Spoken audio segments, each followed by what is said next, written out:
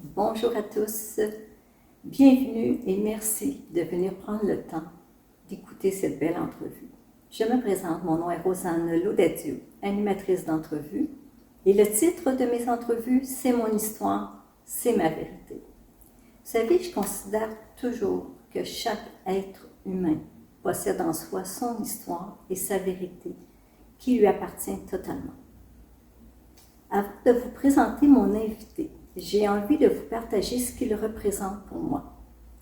Je l'ai rencontré dans un événement et nous avons échangé quelques informations.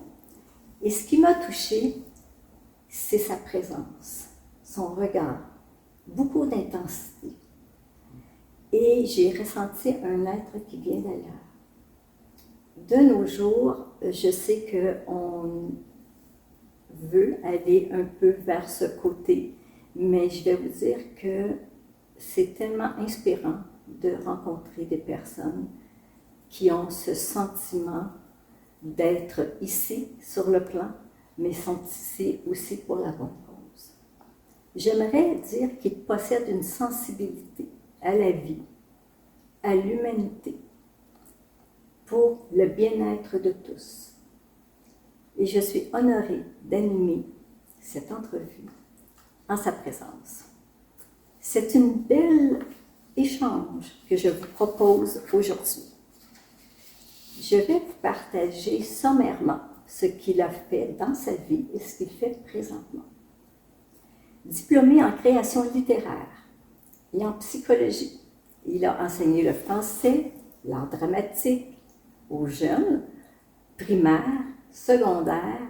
Il a été scénariste de formation, musicien et chocolatier que je ne savais pas. Moi qui adore le chocolat, un jour peut-être, j'aurai l'occasion de goûter à son chocolat. On ne sait jamais. Il est un auteur, créateur de jeux, enseignant et thérapeute. Il se définit comme un explorateur de l'existence, un scientifique de l'esprit. Moi, je considère qu'il est un artiste dans l'âme, à sa façon. Et à mon avis, son passage sur ce plan terrestre aura un impact non seulement dans sa vie, mais bien dans la vie des gens qui vont croiser son chemin. Maintenant, j'ai le plaisir de vous présenter un être qui va vous partager son univers, qui est très particulier, et fera vibrer votre conscience.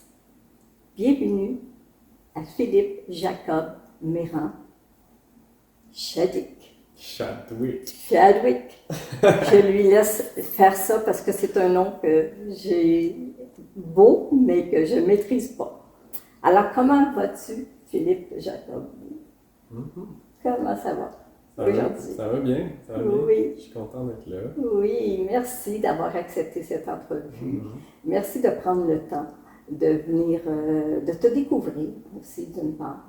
Et ça, je trouve ça vraiment intéressant.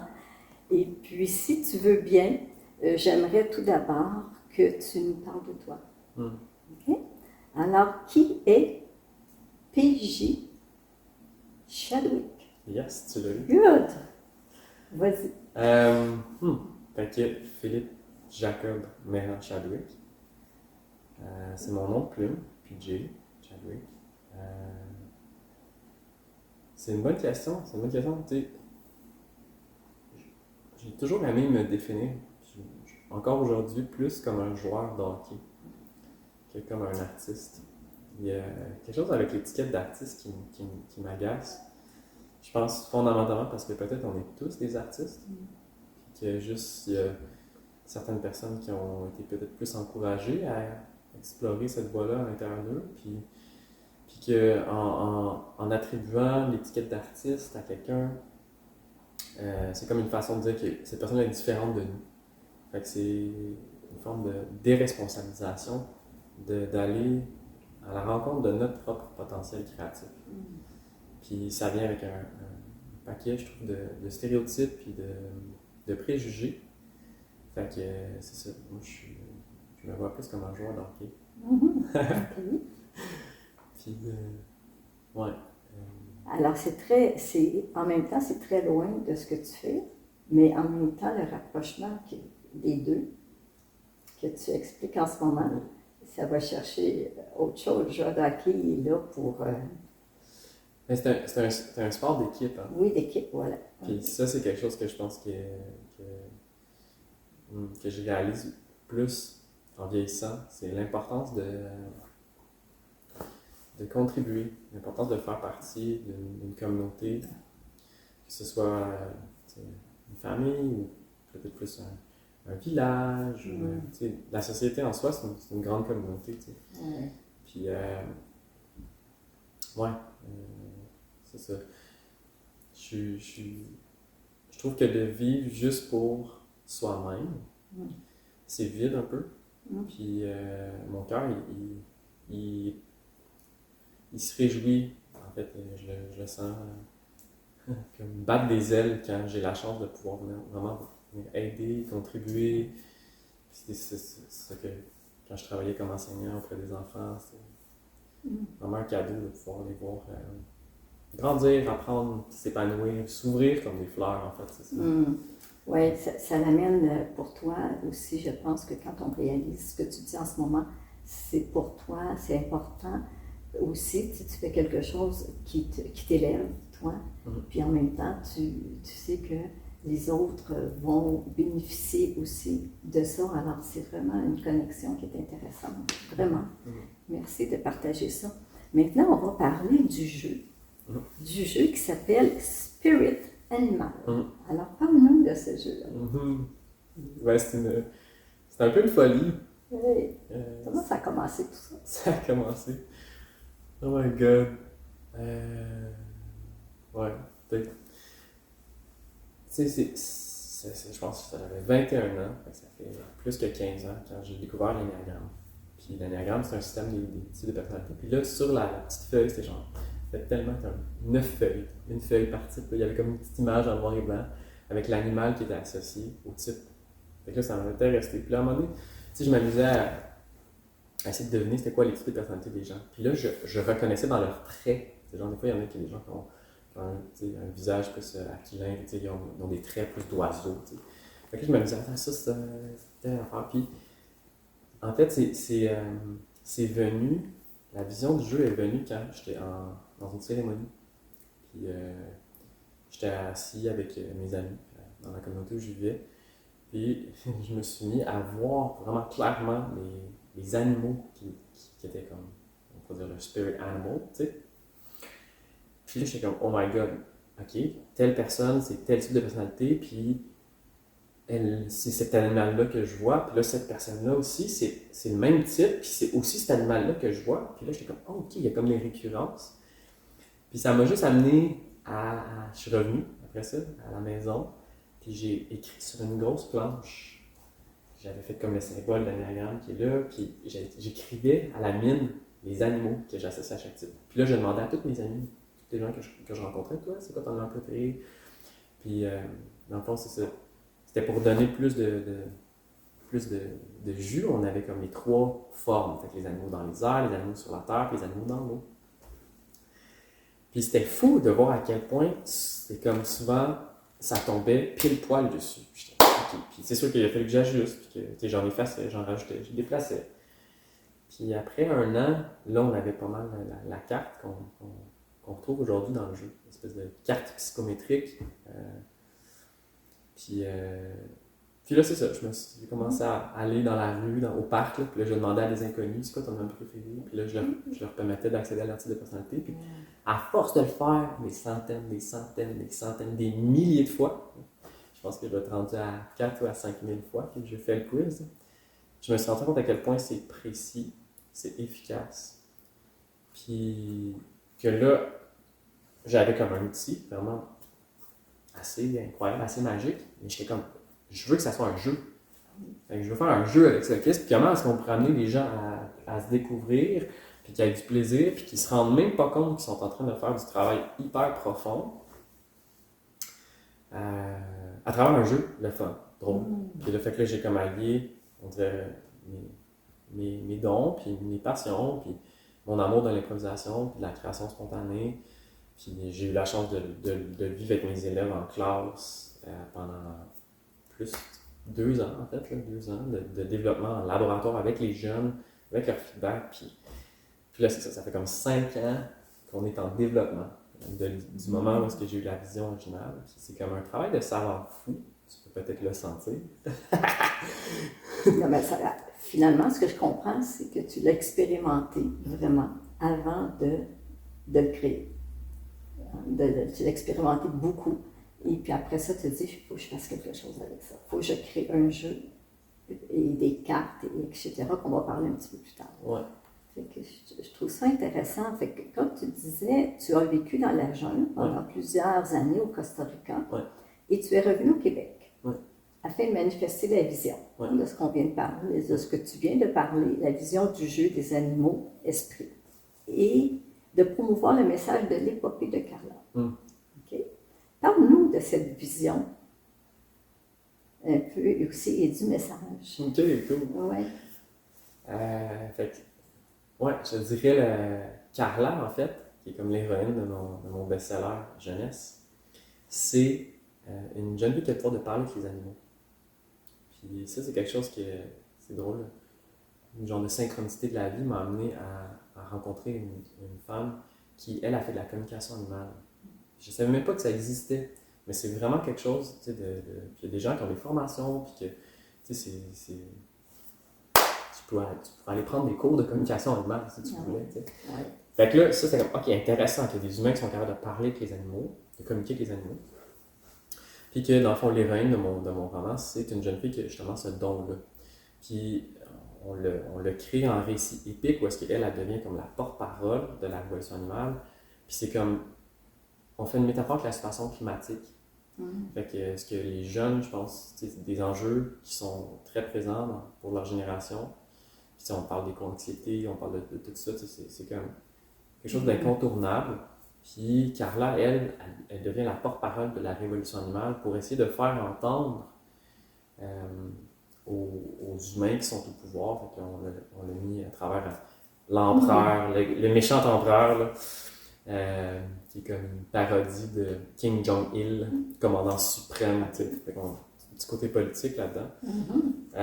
Puis au final, ce que je voulais transmettre à travers ça, c'est que si on réapprend à écouter la nature, à se connecter avec les animaux, les plantes, puis le rythme aussi de la nature, fait que ralentir, puis revenir aux saisons, au rythme des saisons, puis de synchroniser avec tout ce qui en fait, qui soutient la vie, notre vie. Puis ultimement, ça, ce que je vois, c'est que dans le fond, ça ouvre notre empathie. Puis cette empathie-là, c'est ce que les enfants ont de besoin. Tellement. Oui, c'est même touchant. Je peux ressentir un peu ton émotion par rapport à ça. Parce que les gens qui ont des animaux, moi j'ai vu chat, chien, perroquet et tout, des oiseaux, et j'ai vu la connexion vraiment. Wow. Puis ça va chercher notre côté enfant aussi, comme tu le dis en ce moment. Et puis, c'est tellement génial, c'est tellement, juste tous ceux qui nous entendent aujourd'hui, qui écoutent cette entrevue, prenez le temps de voir ce qui se passe autour de vous. Ce que Philippe Jacob vous partage aujourd'hui, c'est quand même quelque chose de très important pour, je pense, pour la suite des choses dans notre vie. Okay? Alors, c'est ça. Et l'émotion, est-ce qu'on pourrait en parler de cette émotion qui monte ou si on passe à autre chose?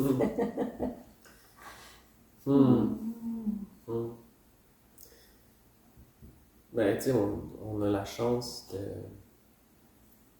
d'être en vie, tu sais.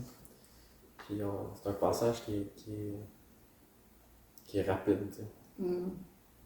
Puis on a un beau monde, on a une belle planète, on a encore la chance de préserver ça pour les générations à venir.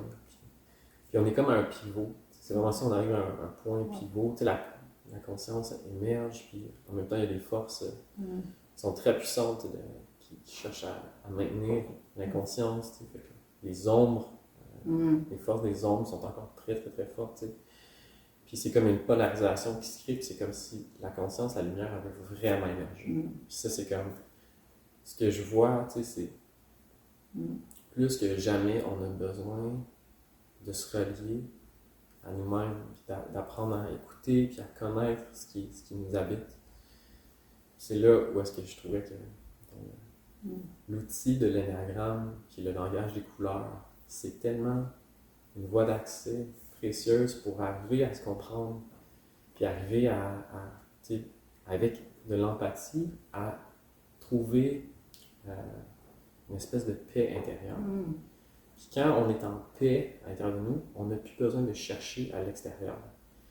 Fait que ça, c'est comme un raisonnement très simple de genre, on n'a plus besoin de consommer les ressources à l'extérieur de nous pour remplir un vide à l'intérieur de nous. Puis c'est cette compulsion-là qu'on a en tant que société à consommer, qui détruit la nature, puis qui est en train de compromettre vraiment l'avenir des futures générations. Vraiment. Fait que le rêve, c'était de contribuer à ce qu'on appelle le nouveau monde. Fait que le monde qui émerge dans la conscience, puis que, ils disent que ça prend qu'un certain nombre de personnes qui sont vraiment allumées, qui ont vraiment réalisé qui ils sont pour faire pivoter tout le reste de la société. Fait que je le sens ça, que ça s'en vient.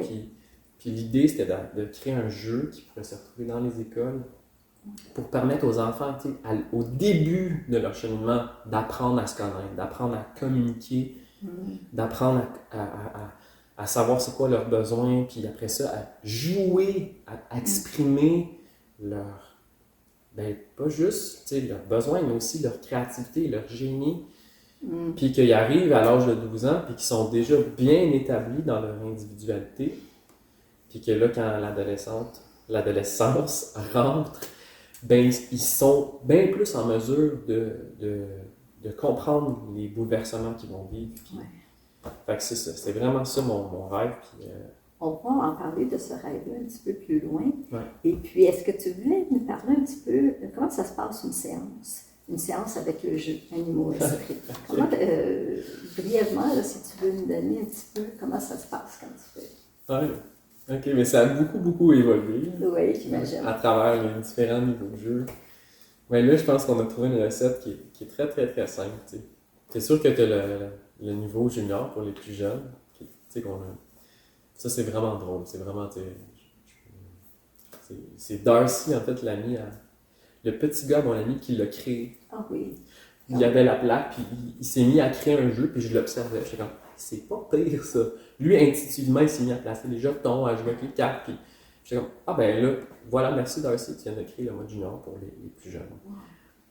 Assez flag, mais pour les. Mettons qu'on se fait une soirée, puis que là, les gens m'invitent chez eux pour que j'amène une soirée.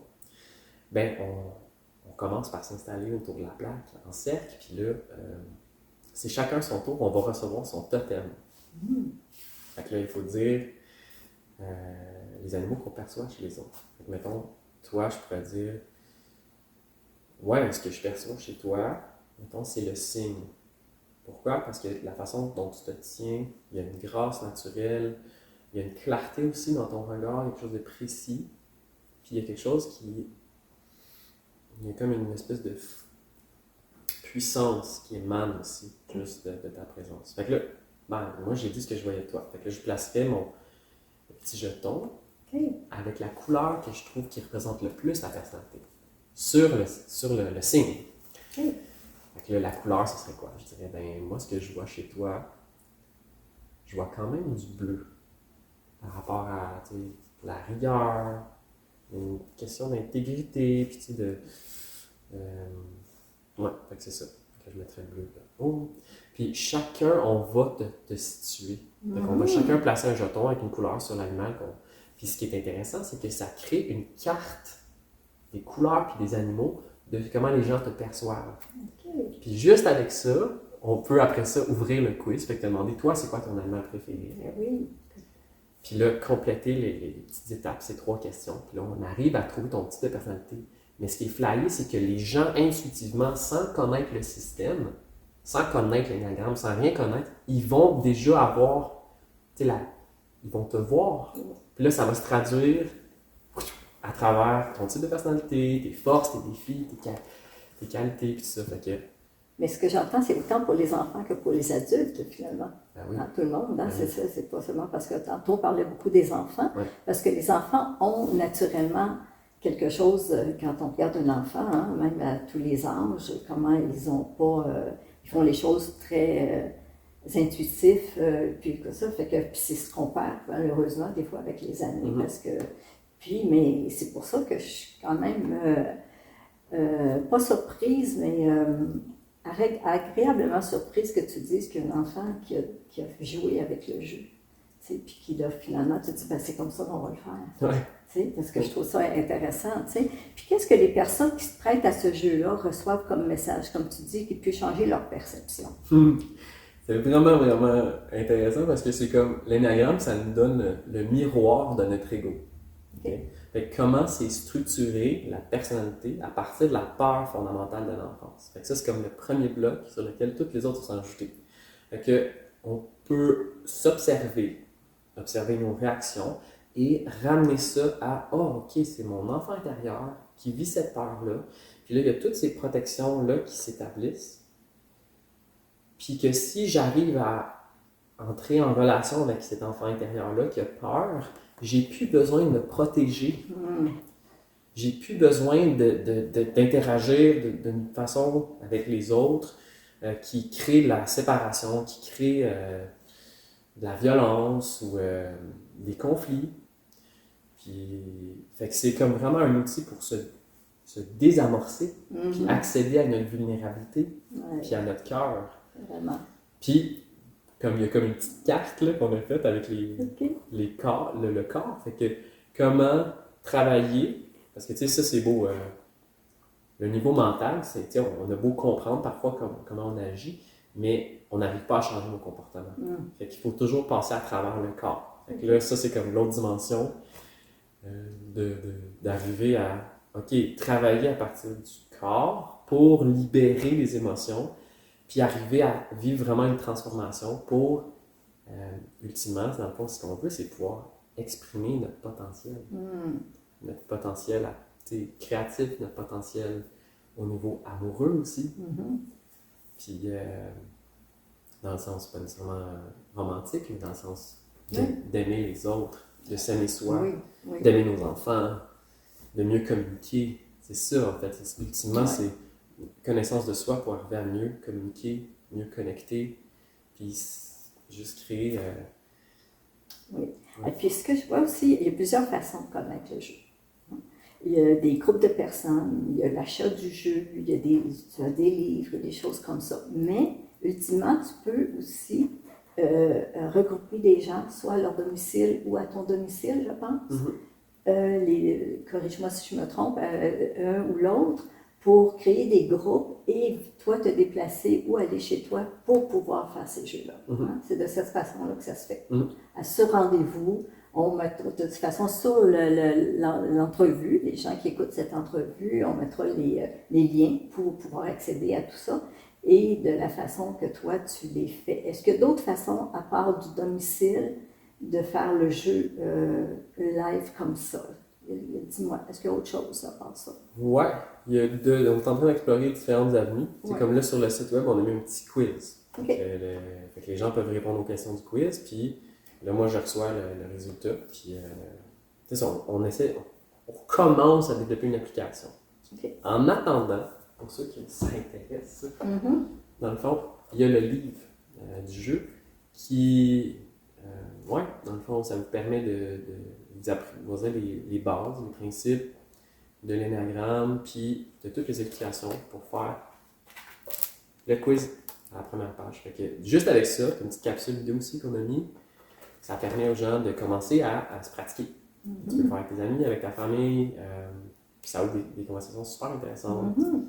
Fait que c'est ça. C'est sûr que moi, ce qui m'excite le plus en ce moment, c'est les ateliers qu'on a commencé à créer ensemble. Puis de voir, OK, comment est-ce qu'on peut allier toutes ces différentes dimensions-là pour ramener les gens à vraiment vivre une réalisation puis une transformation, puis qu'après ça, ils puissent être, eux, des missionnaires. Fait qu'on les renvoie après ça dans la société pour qu'ils puissent, avec le petit quiz, avec leur... leur ouais. Alors, quand tu parles d'atelier, tu parles de groupe. Ouais, on fait des... Ouais. Et puis à ce moment-là, tu demandes combien de personnes quand tu veux te déplacer ou les gens viennent chez toi pour que ça soit intéressant? Idéalement, 6 à 10. 6 à 10 des personnes. Petits groupes, ouais. Okay. Ouais. Puis là, en une soirée, on peut déjà avoir fait une bonne trentaine. OK, ça c'est bon ça. Aussi, tu as un grand élan de transmission que tu dis en toi, d'où la posture d'enseignant. Que tu fais encore aussi dans différence, que ce soit le jeu, mais tu l'as fait dans le passé dans d'autres choses.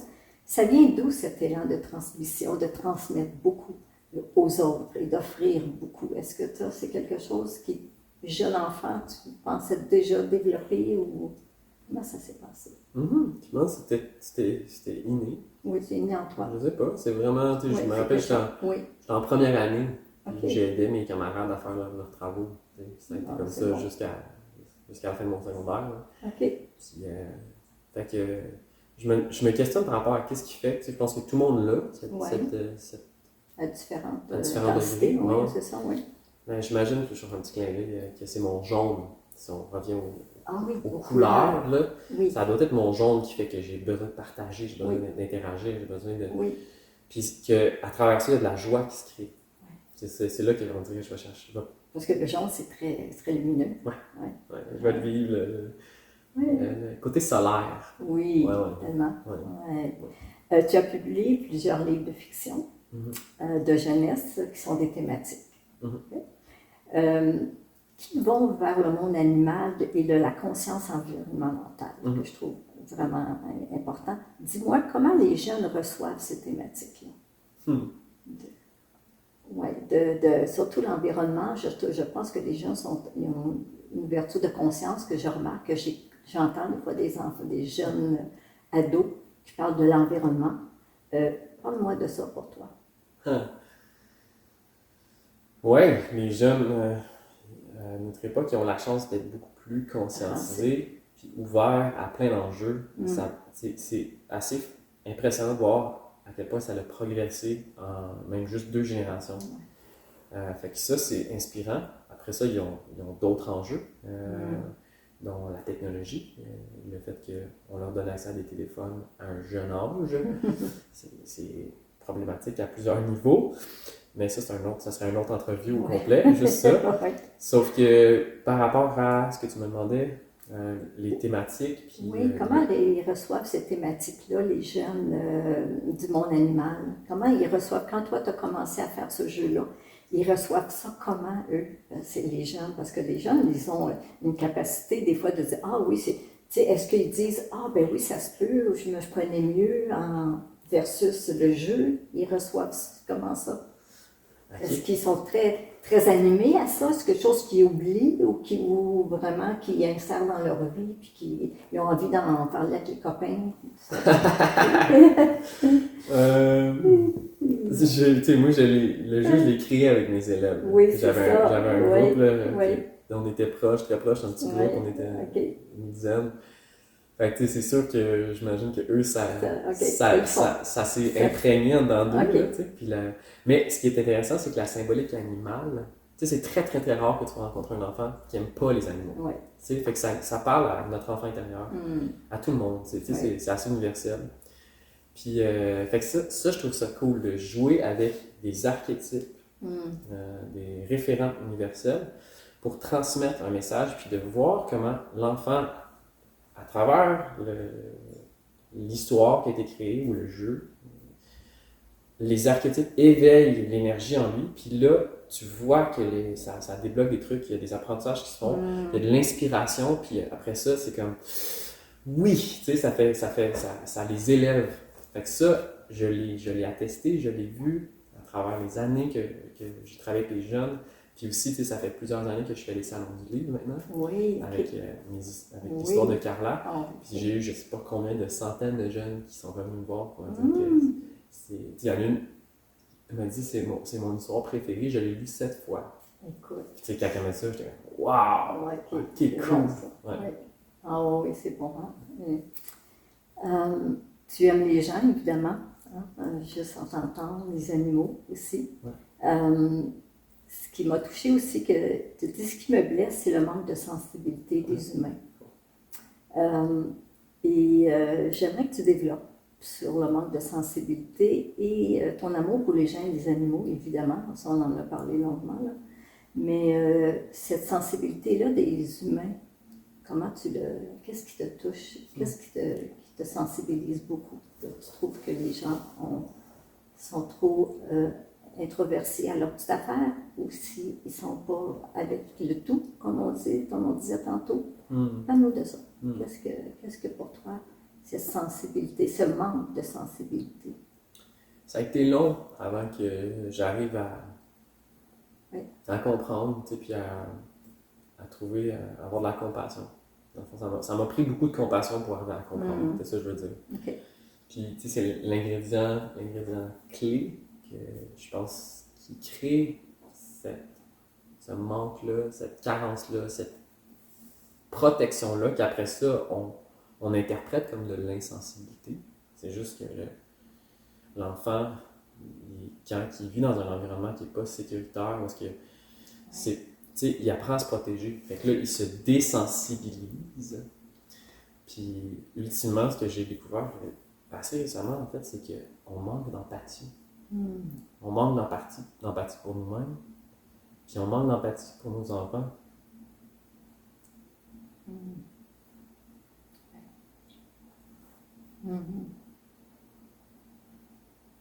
Ça va chercher toujours le petit enfant. Ouais.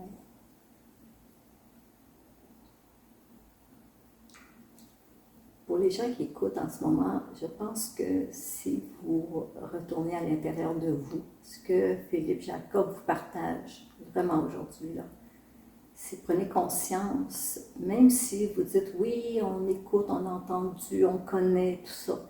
C'est bon, on connaît les choses, mais par contre, des fois, on ne les applique pas. Ça l'amène, je pense que, comme je disais tantôt, si vous croisez le chemin des personnes comme Philippe Jacob, c'est qu'on peut changer les choses, on peut changer le monde. Vraiment, dans cet esprit de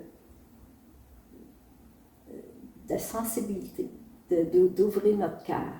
C'est ce que vraiment je trouve qu'il nous partage beaucoup à l'intérieur de tout ce qu'il nous dit depuis tantôt. Et je trouve ça tellement, mais tellement important, surtout où on est rendu pour la planète même, au complet. Il y a toutes sortes de façons d'arriver à sensibiliser les gens. Et je pense que tout le monde a, comme tu dis, cette sensibilité-là, mais les gens ont créé des carapaces énormes. Pour se protéger de quoi? Parfois, ils ne le savent pas vraiment. Des fois, le pouvoir, les choses comme ça, l'extérieur. On était éduqués sans pour autant juger quoi que ce soit, mais la société et tout le reste nous amène à nous demander pourquoi les gens agissent de cette façon. C'est ça. Oui, c'est vraiment. Puis,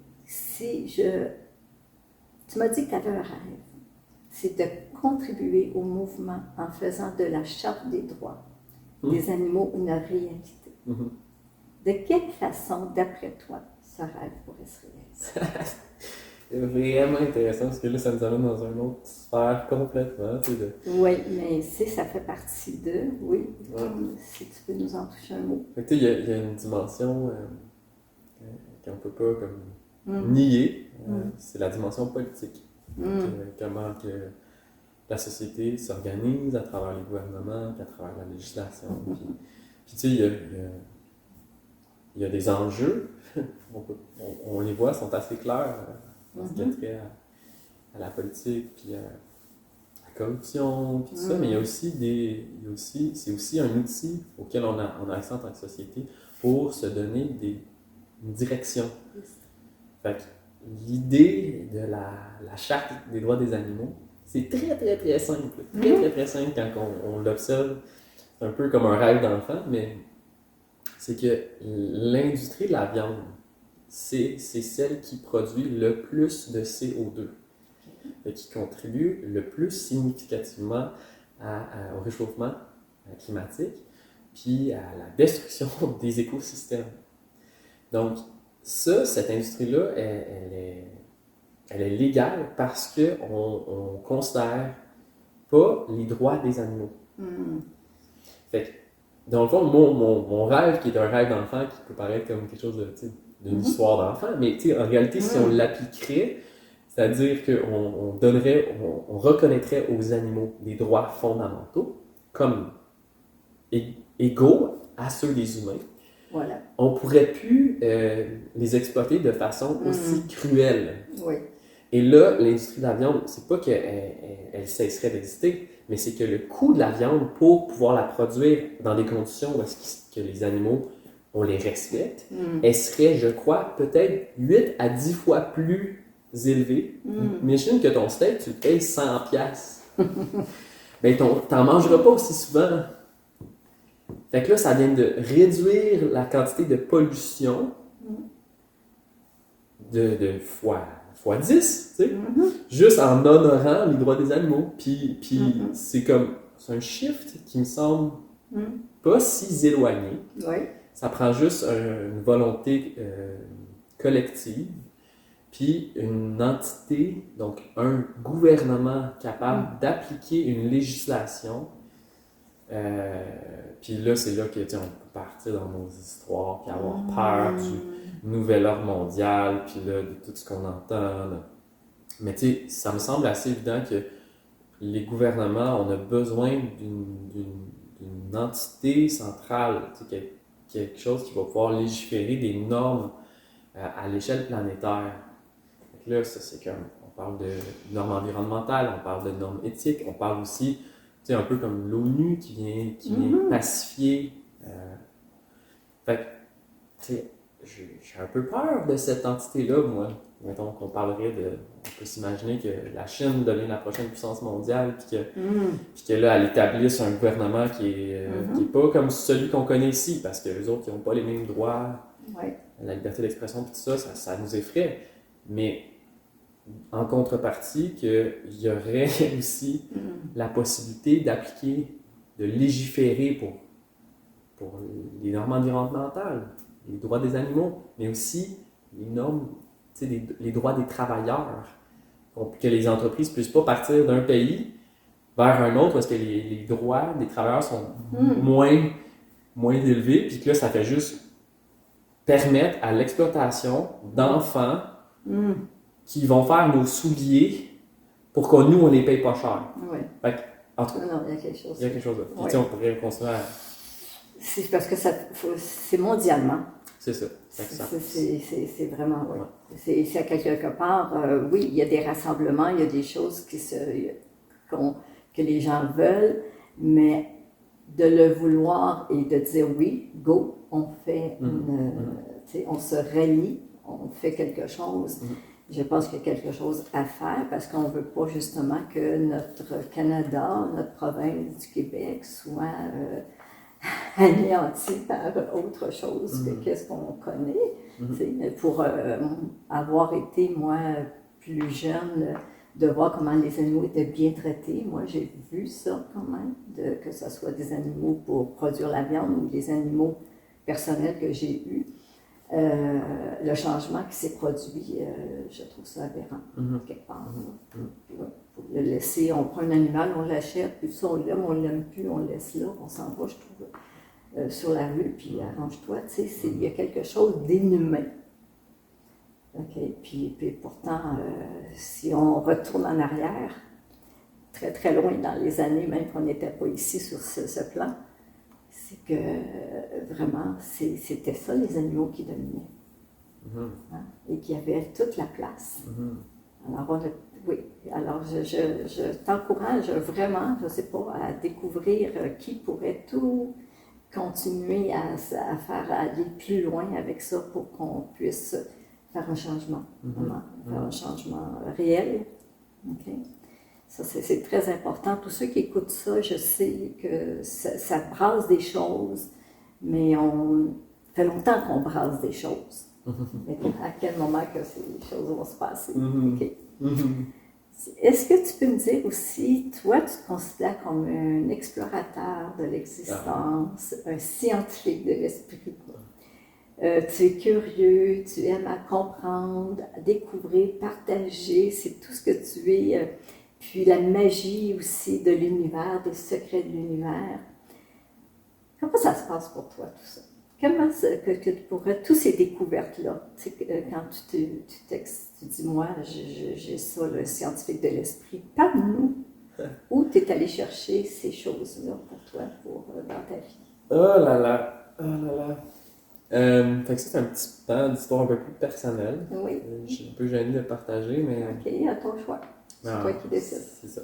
Non, mais on est là. Fait que l'expression explorateur de l'existence, c'est Kundera qui l'a. Kundera, c'est un auteur, peut-être un de mes auteurs préférés. Oui. Puis quand je suis tombé sur sa définition de ce que c'était l'explorateur de l'existence, c'est ce à quoi lui il s'identifiait le plus. C'est vraiment, ça m'a parlé parce que c'est comme, ok, on vit une expérience humaine, tu sais, puis on a la chance d'explorer tellement de choses, puis là c'est comme ça nous place un peu dans la posture du scientifique, mais pas le scientifique qui est dans son laboratoire, puis qui joue avec des variables, contrôler tout ça. Mais vraiment le scientifique qui expérimente l'existence, puis qui essaie d'en extraire des vérités ou des lois. Des lois, puis là c'est là qu'on tombe dans l'espèce de notion des lois universelles, tu sais, puis là, c'est quoi l'espèce de... tu sais, les... Oh my god! C'est quoi la séquence de chiffres, là? J'ai comme un blanc. La séquence des chiffres, parce que moi je pense à d'autres choses quand on parle de chiffres, je parle de la numérologie, mais toi tu me dis la séquence. Ben, on peut partir de là. Okay? Fait que la numérologie, ça vient dans la science des nombres. La science des nombres, qu'on pourrait associer aussi à l'astrologie, parce que c'est lié à la date de fête. OK, fait que tu as les étoiles qui sont là. Alors ça, tu as les chiffres. Fait que là, il y a un lien entre les chiffres, la mathématique, puis les étoiles. Puis moi, ce que j'ai découvert, en fait, dans mes recherches, c'est que la numérologie, ça vient de l'énéalogie. L'énéalogie, c'est 1 à 9. Fait que ça, c'est comme l'ancêtre de la numérologie. Puis, il y a un livre que mon ami avait sur l'énéalogie. Puis, quand je l'ai ouvert, c'était presque un espèce de miroir symétrique de l'énéagramme. Puis, moi, j'avais fait le lien avec les animaux. Fait que là, je vais vous donner la carte, ok? C'est assez flyé.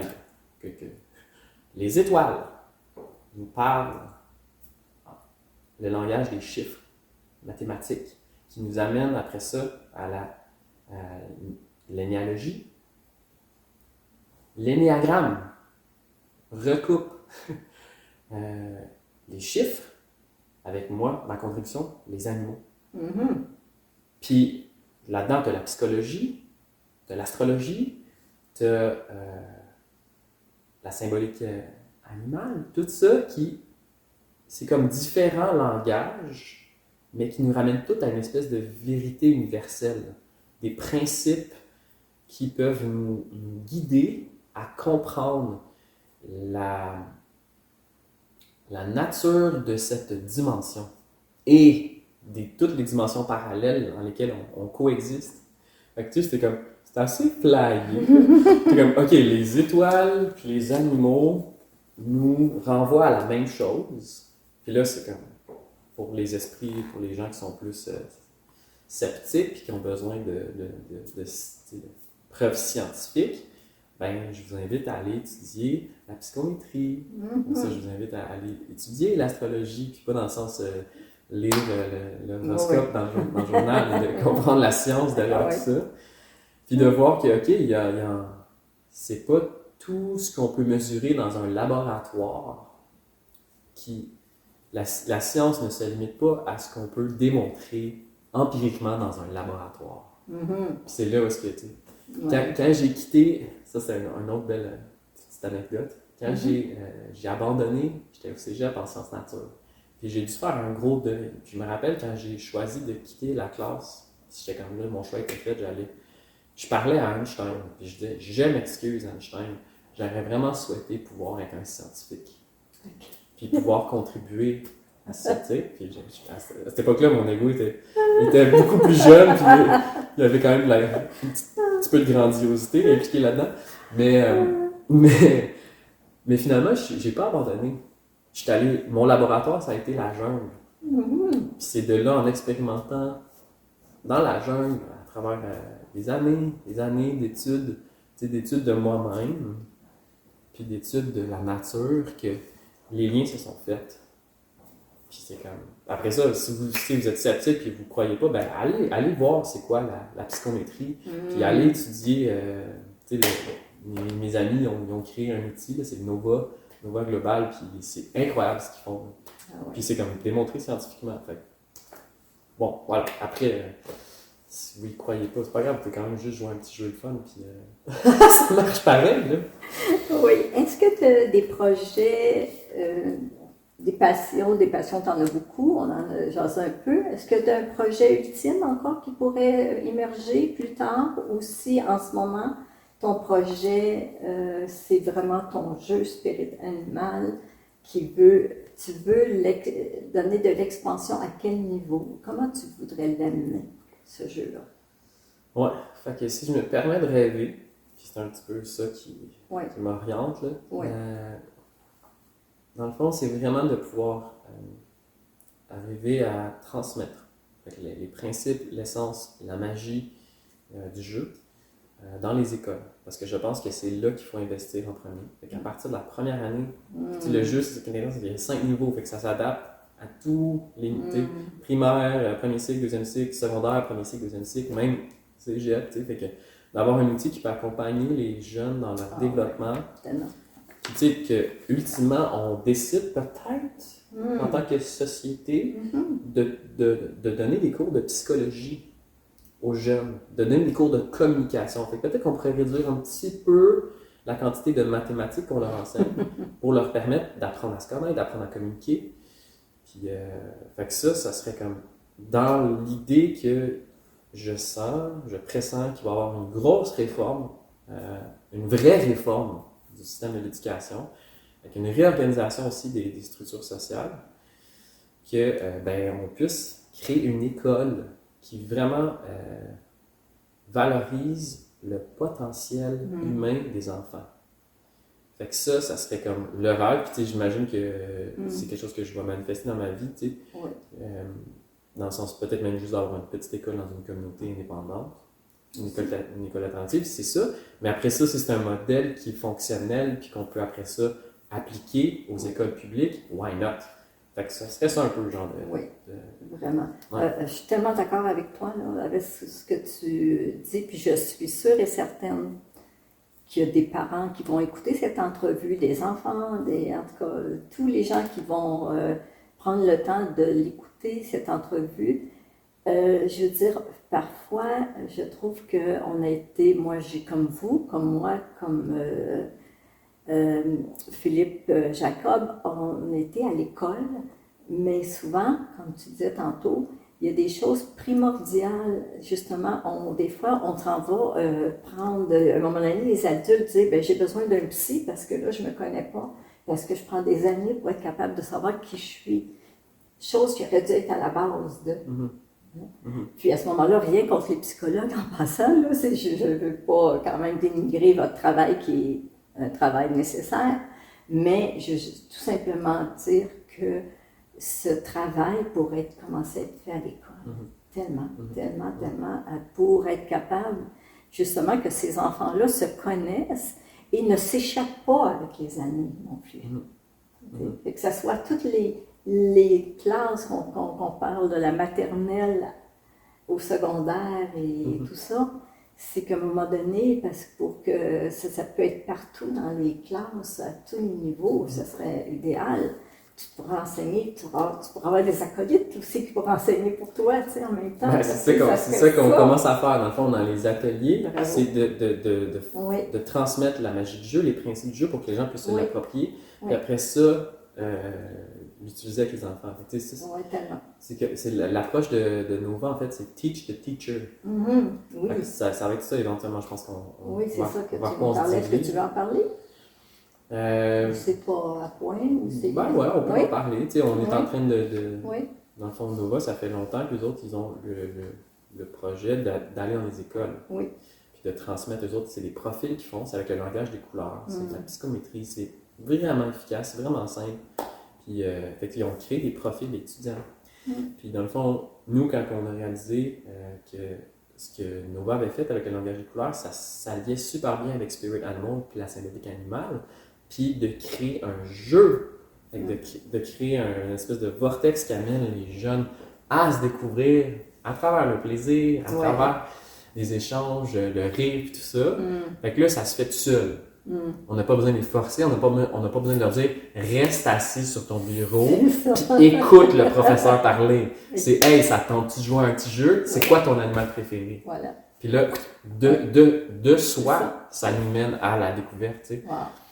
Fait que ça m'excite. Puis je pense que ça, c'est quelque chose que dans les prochaines années, on va explorer. Tellement. On est une belle petite équipe qui est en train de se créer, de spécialistes de communication non violente, des gens qui sont plus dans l'école scout, fait que l'école en nature, puis c'est ça. Puis ultimement, c'est ça, c'est comme tout, ça prend la reconnaissance, ça prend du temps pour s'établir, puis se faire reconnaître, puis c'est ça, fait qu'on tient le petit flambeau, puis on avance avec la foi que cette lumière-là va se rendre, va éclairer, en fait, c'est ça, va rayonner, en fait.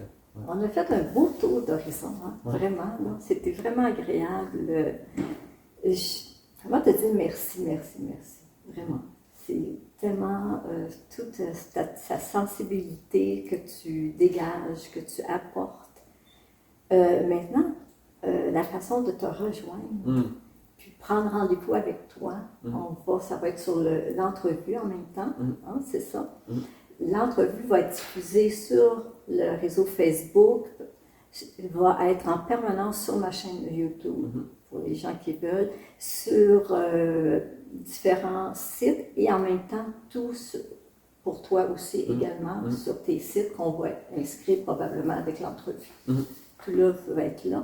Alors, je vous invite vraiment à contacter Philippe Jacob afin de prendre un rendez-vous. Un rendez-vous, ça peut se prendre avec toi personnellement sur son site, quoi que ce soit, puis expérimenter cette expérience. Vraiment, j'ai pu passer une soirée avec d'autres personnes que je trouve ça génial. Ça nous ramène dans notre cœur d'enfant, ça nous ramène puis à quelque part, c'est quelque chose qui confirme certaines choses aussi en même temps, qu'on sait de nous, puis des fois qu'on ne sait pas. Puis on peut dire, regardons ça, les gens perçoivent ça de moi. Chose, puis à quelque part, c'est vraiment génial. Vraiment.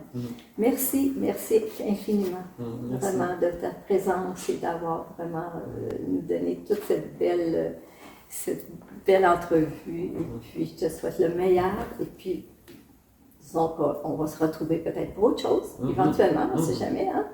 Alors, merci à tous et au plaisir de se parler. Vous aurez tout ce qu'il faut pour nous rejoindre mutuellement et puis de pouvoir consommer cette belle entrevue. Au plaisir. Merci. Merci, Rosanne.